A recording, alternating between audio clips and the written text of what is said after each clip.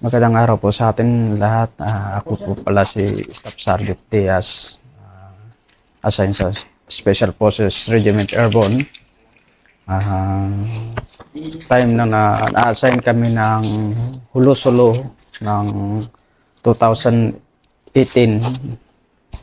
Dahil ang Hulo-Sulo is tatlong kwan ang nagkukan doon, may Tausog, may Maranao, tsaka Muslim na kwan. Then yung sa kwan namin doon is mababait naman ang mga tao doon. Then ang maganda ang lugar ng Hulo-Sulo. Nagkaroon lang ng medyo hindi magandang pangyayari, pero naiayos naman namin ng kwan. And then time ng January 27, 2019, assign ako ng QRF. And then nagkataon po na may marketing po sa amin ng pampalengke. Yung araw na yon, nasa loob po kami ng palengke. May narinig po kami na putok.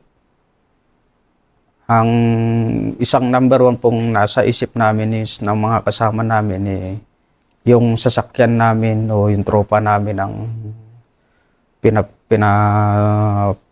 pinasabugan. Then agaran namin pinuntahan kung saan ang galing po yung putok. Gaano kalakas yung putok? Ang yumanig po ang buong kwan ng town ng Sulu, sir, ng kwan, sir. Ganun kalakas yung putok, Yes, na yun? Yes, sir. Then ang pagpunta namin doon sa area, sir, nandun yung 6x namin. At nahagip lang, sir, na mga pagsabog. And identify namin, sir, yung putok is nasa loob ng simbahan ng katedral po ng Hulo-Sulo, sir. Anong feeling mo nun nung ma-realize nyo na binomba yung katedral? Ang number one po na nako namin is yung nasa isip ko po noon is yung kaligtasan po ng mga tao doon sa nagsisimba po nung on the time po na yun, na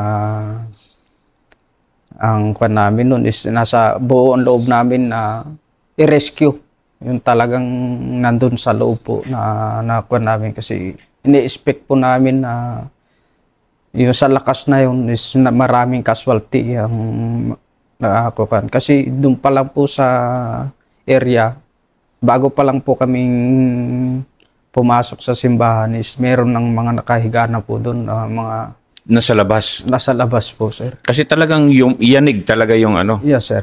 So ikwento mo nga gaano kalapit lang yung katedral sa palengke. Yung ano yung itsura ng palibot ba ng katedral? Yung kung saan kayo para ma-appreciate ng viewers kung gaano kayo kalapit talaga. Sa amin, sir, nung nasa location namin, sir, sa palengke, sir, is nasa kabilang karsada lang po, sir, ng pinakaharapan ng katedral, sir. Kabilang karsada lang, sir, mga almost 500 o 600 meters, sir, ang distansya niya, sir. Nung pagpunta namin noon, sir, is nandun talaga, sir, sa loob ng simbahan yung sabog, sir, ng kwan, sir. Kayo ang una bang nakapasok doon? Yes, sir. Kami yung unang nagpasok doon, sir. And then, sir, yung pagpasok namin, sir, nakita namin yung mga civilian doon, sir, na humihingi ng tulong, sir, na kwan, sir. Mga buhay? Mga buhay pa, sir. Ano ba yung kasalukuyan yung misa noon? Yes, sir. Ang oras noon, sir, is na bago kami pumunta ng proper ng taon ng Hulo, sir, is na alas 6 kami ng umaga nag-jump off. Galing ng Buhanginan to town ng Hulo-Sulo, sir, ng Bus-Bus, sir. And then, sir, nakarating kami doon mga 8 ng umaga, sir.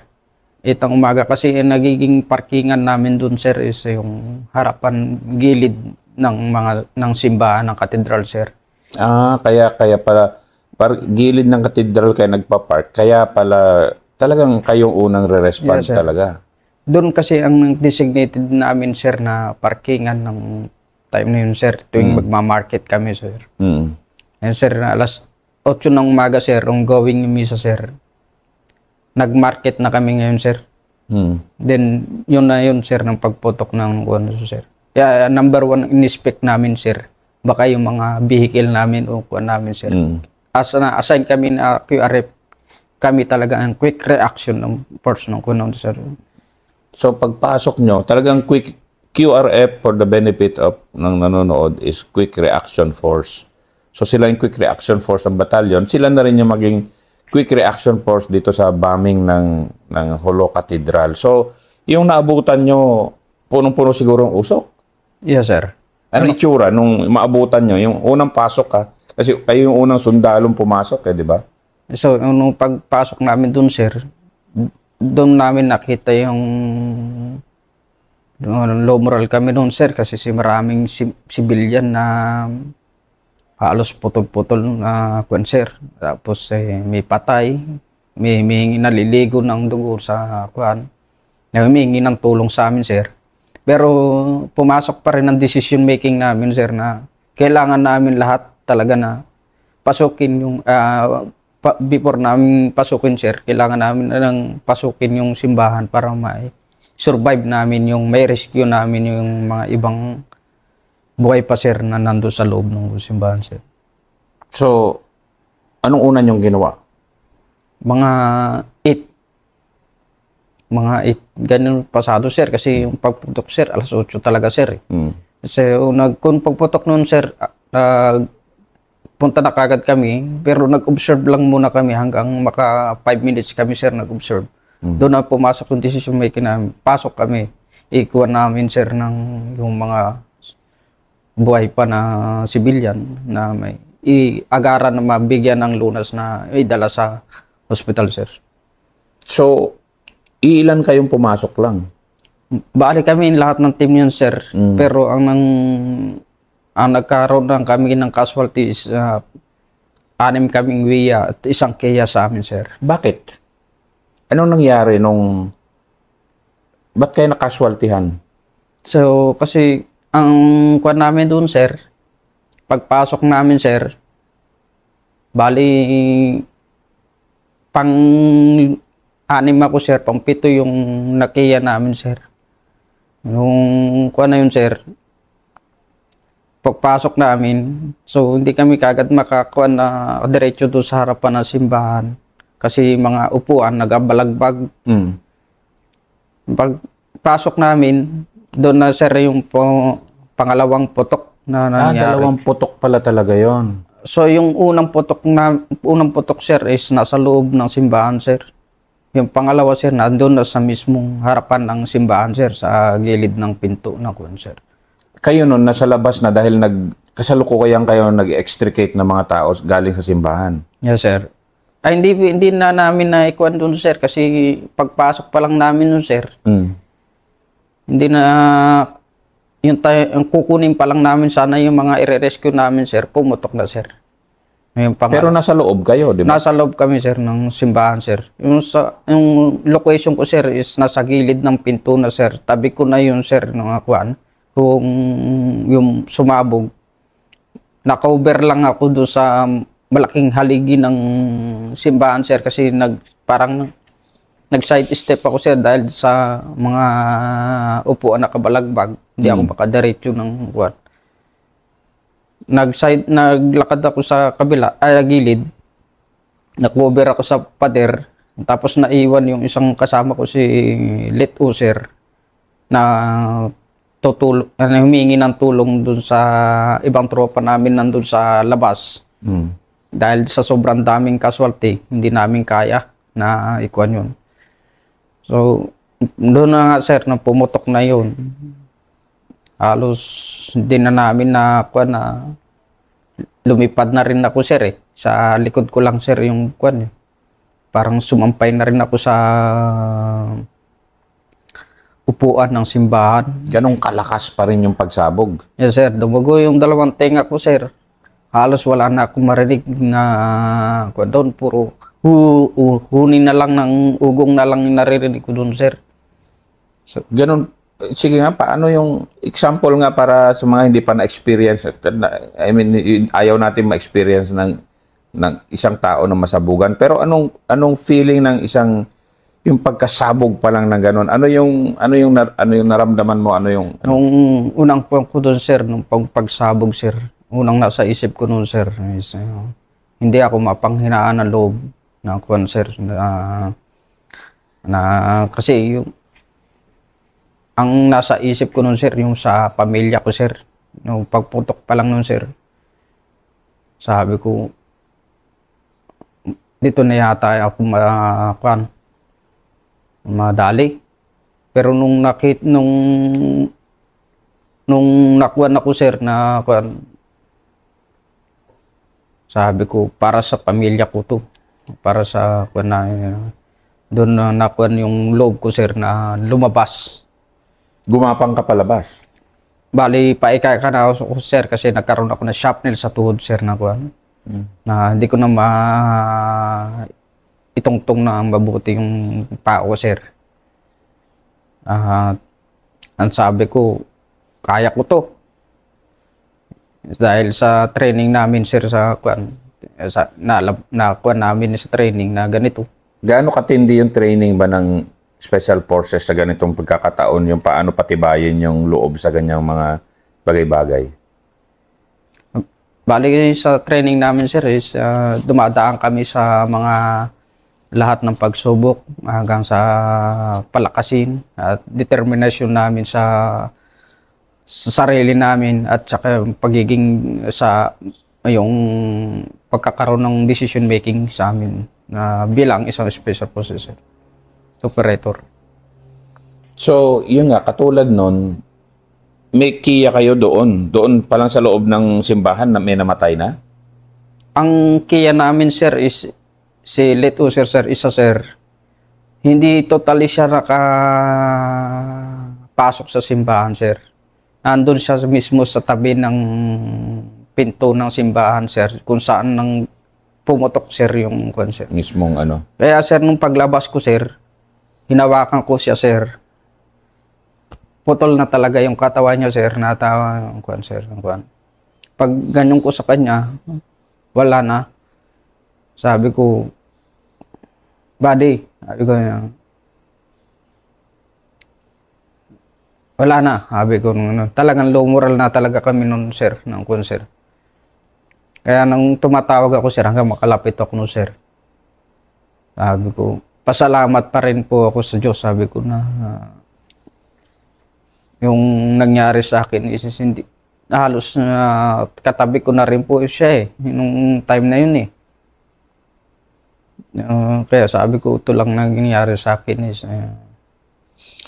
Pero iba yung pagka-low moral ng, di ba, sa gera, dumaan ka na sa gera, iba yung pagka-low moral mo kung tamaan ka or kasama mo sa gera, lalo na yung barilan, kasi kahit papaano, yes, ano yun hindi yung buwan ba? Pwede ka namang umilag, kaya mo umilag or kaya mag-cover. Pero kasi sa IED, ibang pagka-low moral yan, di ba? Yes, sir. Yung masabugan kayo ng IED. Paki-explain mo nga yung pagka-low moral kung masabugan kayo ng IED.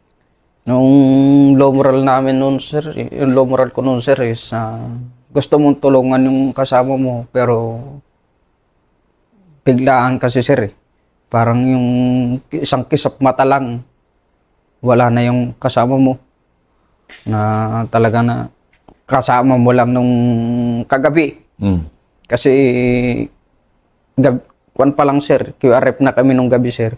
Hanggang kinabukasan ng hapon matapos yung QRF na. Kami magkakasama na sa isang designated area na sama-sama kaming lahat ng QRF. Tapos sa isang kisap mata lang, isang ganong pangyayari lang, sir, wala na. Wala na siya. Wala na yung kasama namin.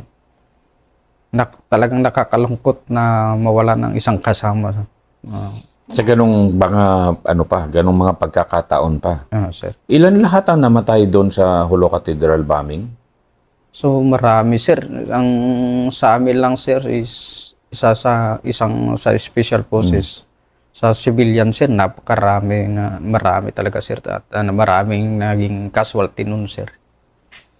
Meron pa rin sa ibang PAMO sir na ibang unit sir ng IB sir na namatay nung time na yun. Kasama sila na nagsisimba siguro. O Nagkuha na lang rin sila sir kasi magpupunta na rin sila sana sir at re-rescue na rin sana nila yung mga nandun sa sir.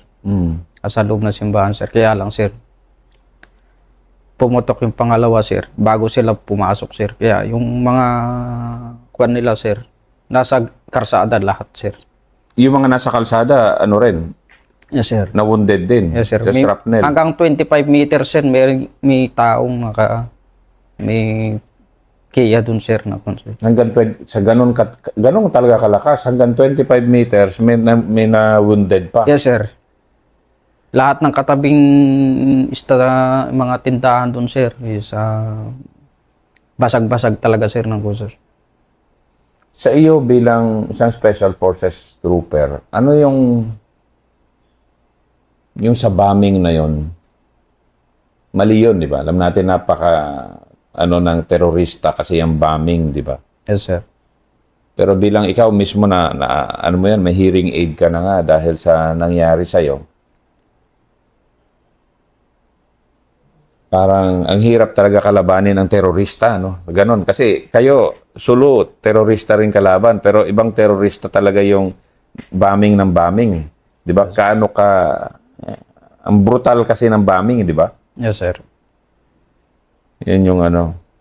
So, pagkatapos nun, ano ang naging mental health mo? Parang na-shock ka ba ng kaunti? Yung tipong pangalawang araw, pangatlong araw, ano ba?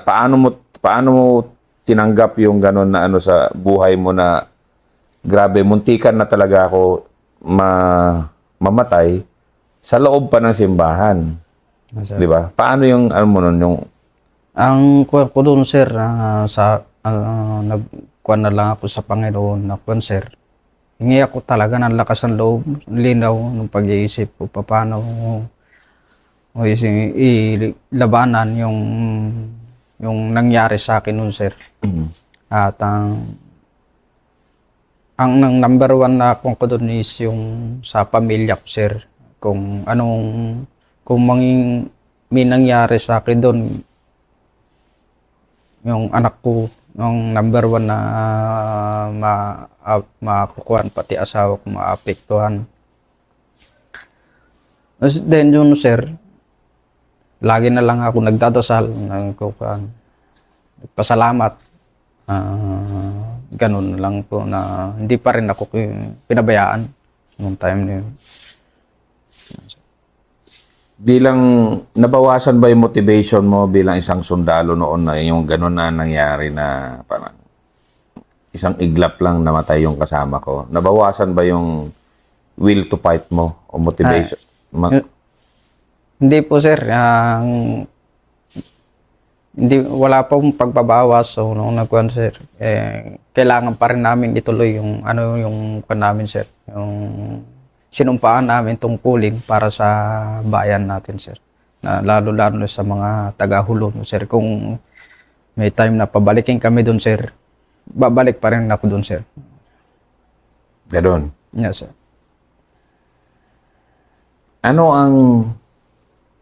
Sinong gusto mong pasalamatan doon sa nangyari na yan sa'yo? Na parang miracle kasi. Di ba yung katabi mo namatay, talagang alam natin gaano kawarat yung talagang sabog talaga yan dahil siya nasa pool. Ikaw malapit lang pero hindi ka nasa pool. Sino ang gusto mong pasalamatan dito?